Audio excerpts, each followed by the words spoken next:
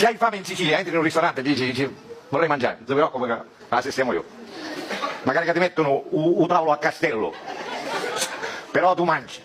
A Milano una sera uno aveva fame, sta dicendo al ristorante e dice buonasera, avessi fame. Ma lei ha prenotato? La fame mi viene ora.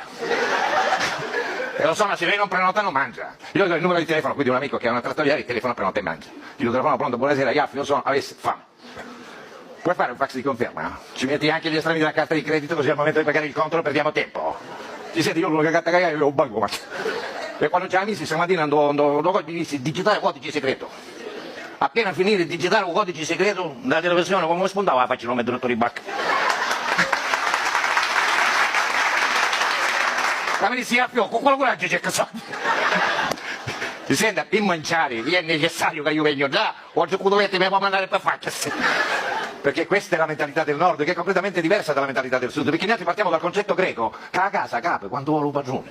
E noi in 30 metri quadrati ne faremo a metà dei 50 cristiani, magari che 25 mangiano un tuo pianerottolo, ma diventa una festa di condominio, perché noi siamo fatti così, c'è un modo di approcciare che è completamente diverso.